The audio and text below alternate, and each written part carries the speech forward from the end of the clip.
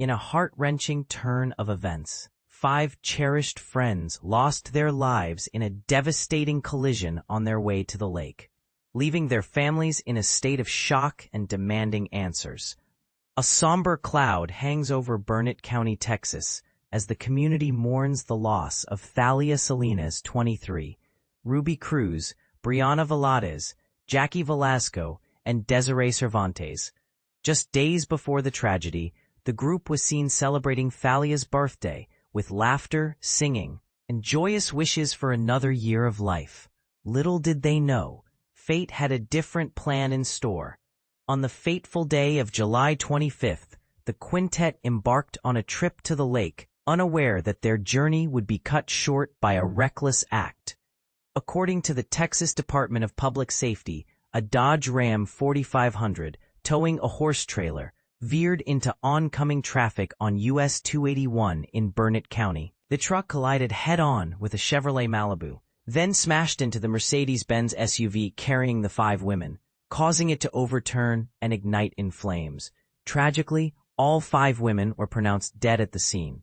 Caleb Salinas, Thalia's younger brother, cherishes the last moments he spent with the group, filled with joy and laughter.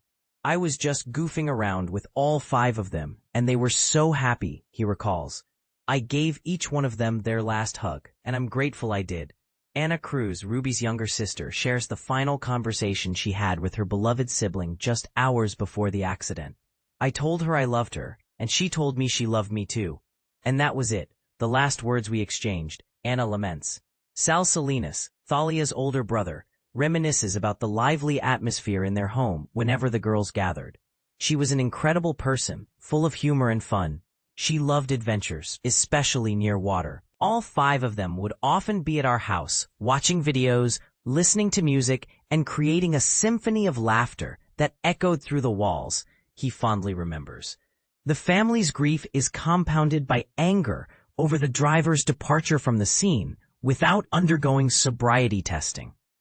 Kody Talley, the 37-year-old man behind the wheel, was not subjected to drug or alcohol tests before being released. Despite a history that includes multiple DWIs and drug charges, it's unacceptable that they let him leave without a sobriety test, Thalia's brother asserts.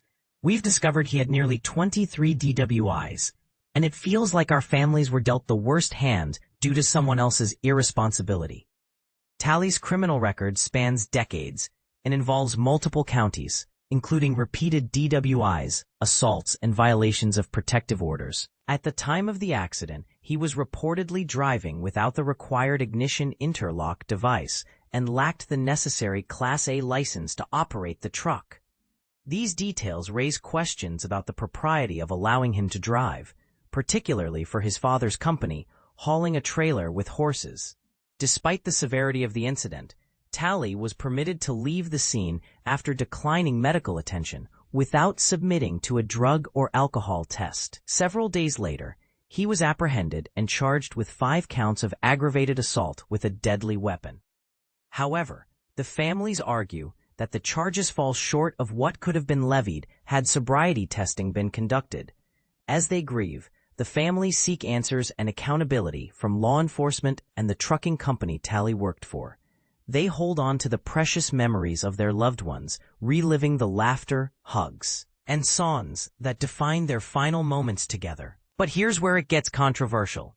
Should law enforcement agencies be held accountable for not conducting sobriety tests in fatal accidents involving drivers with a history of DWIs? And this is the part most people miss.